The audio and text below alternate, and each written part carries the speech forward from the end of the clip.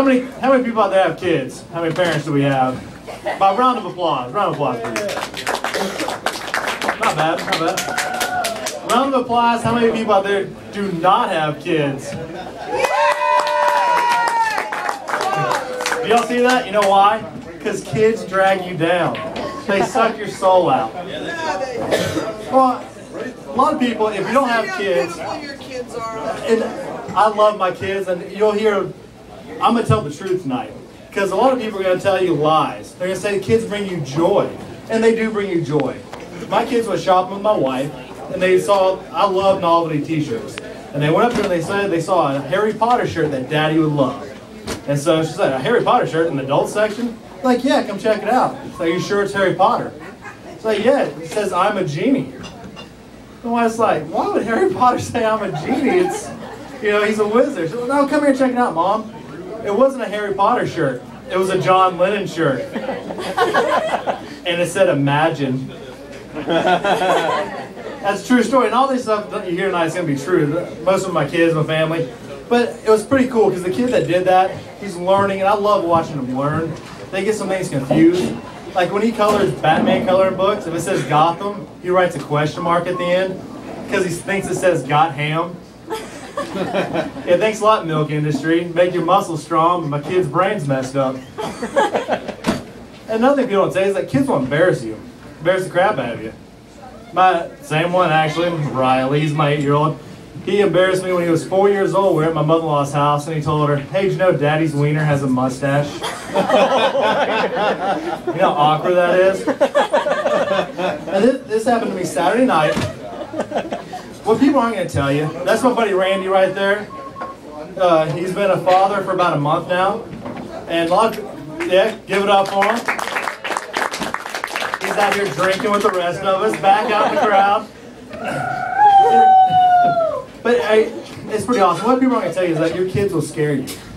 My kids scare me. And I'm not talking about, I hope they're going to be successful. I hope they stay healthy. Those are parental worries.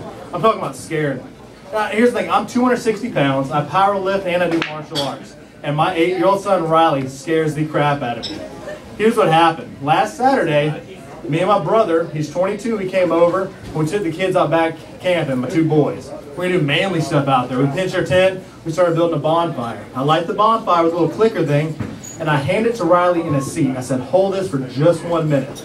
I turn around to stoke the fire, and we hear Riley say, I don't feel comfortable holding this thing by myself.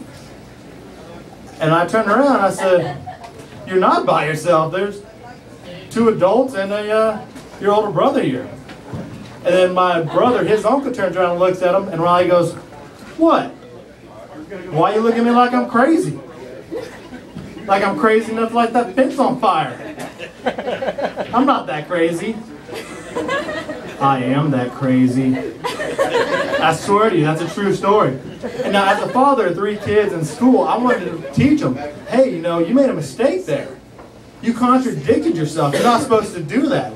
But he has a lighter and he's willing to use it, and I'm not that crazy. I am that crazy. I did. I told him, I said, that was wrong. You shouldn't have done that. And I told him, you know, what you said, it was a little wrong. He said, I was trying to make you laugh. I didn't know it was bad. And he apologized. Water under the bridge. So then we did the next thing that guys love to do outside. The reason we can't is to pee outdoors. Girls, I don't know if you know this. It's awesome. And here's why. Because I went up to my fence and I started peeing. And I peed like this rudimentary bat symbol. And I'm like, check out this bat symbol. And I didn't know I was going to start a urine art war right there. But then my 9-year-old gets up, and he runs up and he starts peeing. He's like, look, Dad, I made a cow. You can tell by all the little milky things at the bottom. But I just think he was dribbling on the fence. Then my brother gets up. He's 22 years old. They're all cool, and he starts peeing. And he steps back to take a look at his pee-pee Picasso. And he's like, I bet y'all can't beat a giraffe. And right then, Riley said, yes, you can. You just put your hands around his neck and choke until he can't breathe anymore. Because that's the weakest part of his body, because it's long. And I knew right then, it's time to stop this. Sit down, take that lighter away, and have a nice long talk. But I'm not that crazy. No, really, I'm not that crazy. He scares the crap out of me. Don't help me. This is a plea for help. Man, it's awesome. Kids cool. And also, when you have kids, you actually cause problems for other people. People going to work. Anybody here gets stuck behind a bus every now and then? I know all y'all do. Y'all go and raise your hand, man. Hey, you Twilight, go and raise your hand. You gotta look like it. You were sparkling. Not look, you were sparkling in the dark right there. I don't mind kids getting in and off the bus. That's fine. What I don't like is they go to these train tracks, and anybody know what they do? They stop and open the door. Anybody know why? To listen for the train.